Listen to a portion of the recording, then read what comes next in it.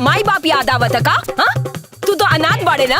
अरे समय ऐसा ना बोल देनी माई। अरे रुक माई, अरे बाप रे, माफ कर दे माई। रुका। अरे तोरा के कैसे पता चलल रे? सार लोग कौन बताऊला सर? उठ रे, उठ उठ उठ। माई बाप के रहते अनाथ बोले ताड़े, हाँ? घर में करता रहो। माई माई माई माई माई माई माई माई माई माफ कर दे, माफ कर दे, माफ कर दे, माफ कर दे माई, माफ कर दे माई, माफ कर दे। प्यार दुलार के करत चोर मसेरा भाई, तू लोग भी कम नहीं खे। बात सुनो रुको। तू सब एकरे जैसन बाड़ा।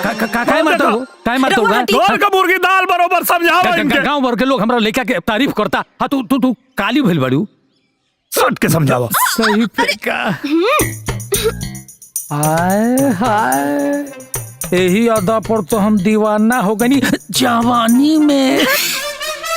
है बेटा, हाँ चला मूड बनाओ जाओ। बनाओ हम आवत नहीं बनावा। ठीक बा, लेकिन घर के बिजली लंका ढाए। बतावा था हमार जान के जान निकाल देले। बोली तो ठीक कर दी का। हमार नाड़ा इतना कमजोर नहीं के कि तोरा जवानी से खोल जाई। ए बाबूजी, तनी टाइटे बनाई है चढ़ल बा राती के। तू तो होखबा हमरे। हाँ, बना डाला। हला उठाओ। अरे तनी और चापा कम बाय में। हाँ बस ठीक है। हाँ लड़े बा। चीयर्स।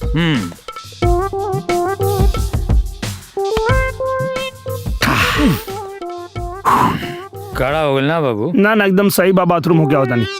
और ये को बनाई ना जोर से लग गई। ए दीपक, लेकिन हमरा नहीं लागत कि क पाई। कहा नहीं का पाई भो? एगो काम रहल। अरे कोनो काम बता, हमके बतावा। चुटकी बजावत काम करावा। चुटकी बजा के कल। लेकिन हमके ऊ चश्मा चाहिए बस।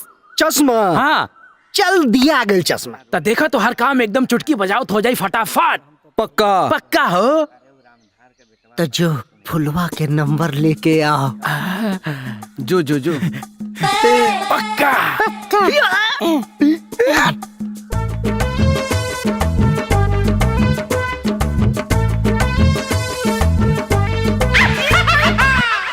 भैया चश्मा ना दे।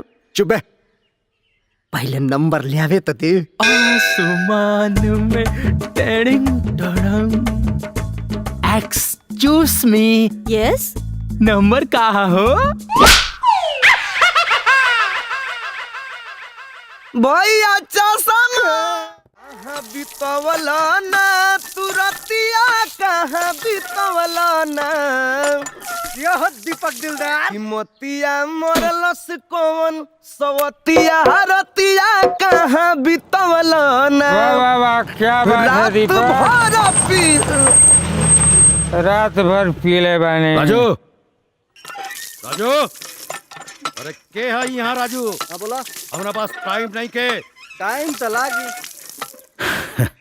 पता नहीं केकर मुंह देखे के पड़ा था आजकल। हम कहने रही कि शहर से गायक बुलाला, मगर ना, ये देहाती गायक चाहिए। देहाती के भी जरूरत पड़ेला बाबू साहब। एगो जमाना रहे देवानंद के, ओकरा बाद राजेश खन्ना, अमिताभ बच्चन, शाहरुख खान, ओकरा बाद राजू। ढेर राजू मत कर। ऐसा चिंदी कलाकार के हम अपन अंगूठा पे रखे नहीं। वो तो लड़की के ब्याह बा और लड़का वालन के डिमांड ना, तो हमार तक जूता भी ऐजा ना पड़े। हाँ तो अपन जूता उठावा और निकल रहा यहाँ से, ना तक कहीं जूता हमारे हाथ में आ गई तो पता ना चली जूता कहाँ पड़ी, पैर में कि माथा पे। तू हमरा के जानत नहीं के। क्यों बताए इनका के औकात बतावल ना दिखावल जाला। अब इज्जत पानी से प्यार बात निकल ला प्यार से। और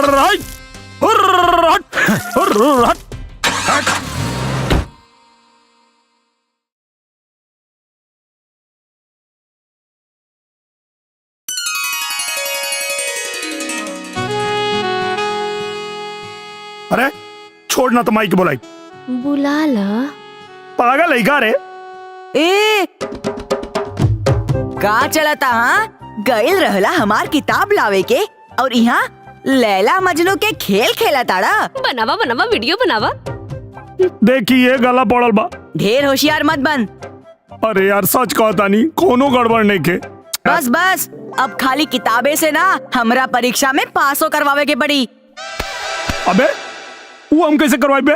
वो तुहार हेडेक बा। सुन जल्दी कर वरना ये वीडियो YouTube पे डाल दे। ब्लैकमेल करा था। ए, चल बाजारे चिंटुआ की किताब लेवे के बा। चला चल। तू प्रेमी आहा मैं प्रेमी। ए, प्रेमी लोग। आहा। लो इतना देर कहाँ लगा देला? अरे तोरा स्कूल के ताला तोड़े में लेट हो गया। जौना प्रश्न के उत्तर ना आवे में देख के लिखा लो। प्रेस के नाम और गाइड के नाम मत लिख दिया लो।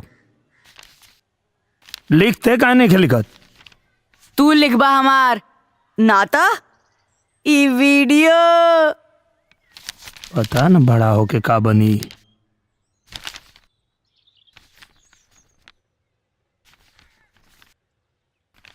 तो हके जे देखो तानी मदहोश होत बानी, पूछतानी बात एगो हमके चुटकुला लिखा तारा का?